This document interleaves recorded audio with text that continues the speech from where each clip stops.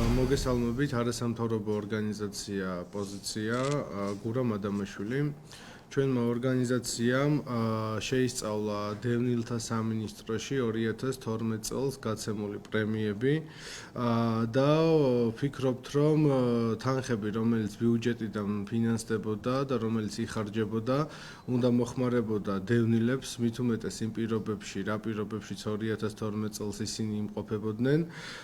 როგორც ჩვენთვის გახდა ცნობილი, მაშინდელი მინისტრი კობა სუბელიანის გარემოცვა დაახლოებით თითქმის თვეში თითოეული მათგანი 7000 ლარამდე პრემიას იღებდა და მე მინდა წარმოგიდგინოთ ეს ცხრილი, ეს არის გამოთხოვილი მასალა, ოფიციალური დოკუმენტები, სადაც ასახულია თუ ვინ როდის, როგორ და რამდენს იღებდა ყოველთვიურად პრემიებს. მაგალითად, აი 2012 წლის იანვარში თვითონ კობა სუბელიანს პრემიის სახით აღებული აქვს 5665 ლარი. დანარჩენ თვეებში იგი სტაბილურად იღებდა პრემიის სახით 4000 ლარს, რაც 6 თვის განმავლობაში საერთო ჯამში მისმა პრემიამ შეადგინა 25000 ლარი. ასევე ინტენსიურად იღებდა პრემიებს მინისტრის მოადგილე ანდრია ჭულუხაძე და მან 6 თვეში 15000 ლარამდე პრემია მიიღო. ასევე მინისტრის მრჩეველი მარიამ სვანიძე, რომელმაც 11000 ლარამდე მიიღო პრემია. ასევე დეპარტამენტის უფროსის მოადგილე, ეს არის მარიამ ესაიაშვილი, რომელმაც მიიღო 15000 ლარამდე პრემია მთლიანობას საერთო ჯამში, თუმცა აღსანიშნავია, რომ იანვრის თვეში, როცა კობა სუბელიანი მიდიოდა უკვე სამინისტროდან, მან 7200 ლარი მიიღო პრემიის სახით დანამატი, თუმცა საკითხავია ზუსტად ის თუ რაში იღებდნენ ეს ადამიანები პრემიებს და როგორც თავად აღნიშნავენ, პრემია უნდა გაიცემოდეს დამსახურებიდან გამომდინარე და მე მიჩნდება კითხვა როგორც სამოქალაქო სექტორის წარმომადგენელს თუ რა დამსახურება ჰქონდათ ამ ადამიანებს მით უმეტეს 1 თვეში, 2 თვეში და 3 თვის განმავლობაში.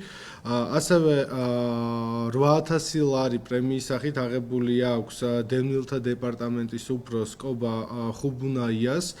გარდა ამისა, სამმართველოს უფროს ლევან კოკაიას აქვს 6950 ლარი აღებული, მთავარ სპეციალისტ ნათია ლანჩავას 1 თვეში აქვს 6100 ლარამდე აღებული, იანვრის თვე არის დიახ ეს.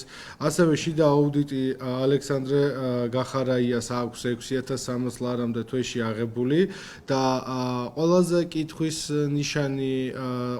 კითხვის ნიშანი ჩნდება იქ, რომ მთლიანად კობა სუბელიანის გარემოცვა იღებდა მარტო ინტენსიურად აი ამ პრემიებს, აი ამ რაოდენობის პრემიებს და როგორც ჩვენმა კვლევებმა დაადგინა, თვითონ 2012 წლის პრემიებმა შეადგინა 9 მილიონზე მეტი ლარი, ეს არის ზუსტად 559919 ლარი.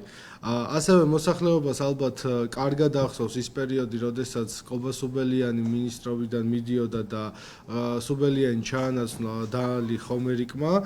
ასევე აქვე ინტენსიურად ჩნდება კითხვები, რომ ხომერიკი, რომელიც მოვიდა სამინისტროში, პირველივე თვეს გამოიწერა 4000 ლარი პრემიის სახით და ავტომატურად კიდევ ჩნდება კითხვა ერთ თვეში, როდესაც მინისტრი მოვიდა 1 თვის განმავლობაში, რა გააკეთა საზოგადოებისთვის და განსაკუთრებით დევნილებისთვის ისეთი საქმე, რაც ამსახურებინებდა 4000 ლარს.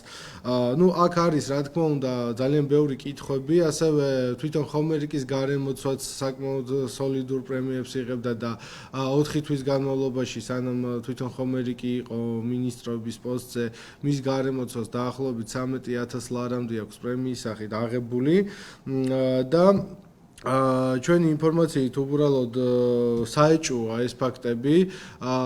ჩვენ გვიჩნდება ლოგიკური ეჭვი, რომ მარტო ერთი და იგივე ადამიანებს ამხელა პრემიები ხომ არ ნიშნავს იმას, რომ კობა სუბელიანი ეგრეთ წოდებულ ატკატებს მიმართავდა და ამით რაღაც გარკვეულ დამატებით თანხებს ღებულობდა. ეს რა თქმა უნდა არის თვითონ საკანონმდებლო და საგამოძიებო უпростоრად ორგანოების საქმე, ამიტომ მე დიდი იმედი მაქვს, რომ თვითონ საგამოძიებო ორგანოები ამ საქმეს თაროზე არ შემოდებენ. ეს არის ოფიციალური დოკუმენტებიდან გამომდინარე ინფორმაცია და უბრალოდ საინტერესოა, ჩვენთვის როგორც სამოქალაქო სექტორისთვისაც და საზოგადოებისთვისაც საინტერესოა თანხები, რომელიც ბიუჯეტიდან უნდა გახარჯულიყო დევნილებზე და უნდა მოხმარებოდა დევნილებს საკუთარი კეთილდღეობისათვის. ეს თანხები მიდიოდა კონკრეტული ადამიანებისათვის ყოველი თვის განმავლობაში და კითხვის ნიშანი ზუსტად ეს არის, რომ ეს ადამიანები არ იცვლებოდნენ და ზუსტად ერთი და იგივე ადამიანებს ენიშნებოდა ამ ხელოპრემიები. ამიტომ ეს საკითხი დგას ერთგვარი კითხვის ნიშნის ქვეშ და ამიტომ მიმართავ მე შესაბამის უწყებებს, რომ დაინტერესდნენ აღნიშნული ფაქტით და ის თანხები, რომლებიც ეკუთვნოდათ დევნილებს, სად მიდიოდა, უნდა გაეცეს ამ კითხვებს პასუხს. პირველ რიგში საზოგადოებას აინტერესებს ეს კითხვები და როგორც ესეთი არასამთავრობო ორგანიზაცია პოზიციას.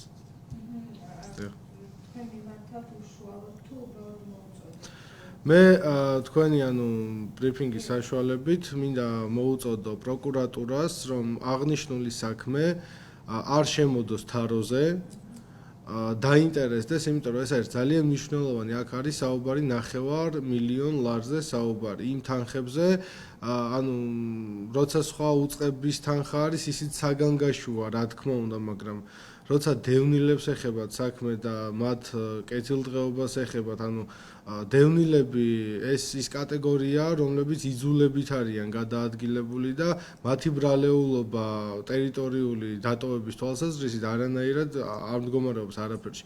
ამიტომ ეს წინა ხელისუფლების ბრალი იყო, მაშინდელი სიტუაციიდან გამომდინარე, რომ ჩვენს ქვეყანას კიდევ ამდენი დევნილი შეემატა და ზუსტად იმ დევნილებზეა საუბარი, იმედია არ მიწყენს არც ერთი დევნილი და ესე ჩალაგებულები რო არიან წეროვანში და იქაც ძალიან დიდი თანხები რო გააკეთა თვითონ ყობასუბელიანმა.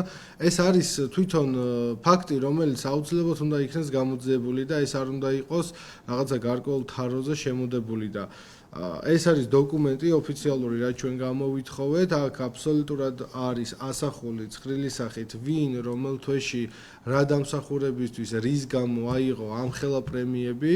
კიდევ ერთხელ ხაზს უსვავ, რომ ადამიანები არ იცვლებიან და ადამიანები რჩებიან და ერთი და იგივე ადამიანები იღებენ ამ ხელაპრემიებს, რაც ერთგვარი კითხვის ნიშნის ქვეშ აყენებს არსებულ მდგომარეობას.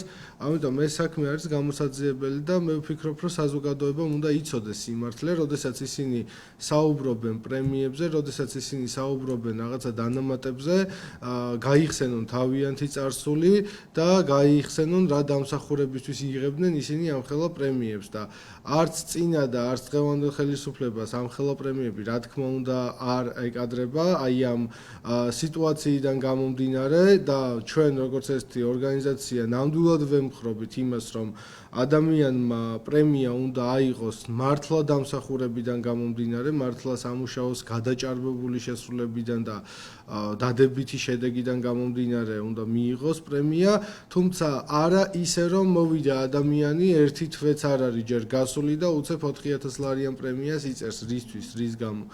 ეს თანხები უნდა მოხმარდეს დევნილებს. ეს არის ჩვენი პოზიცია.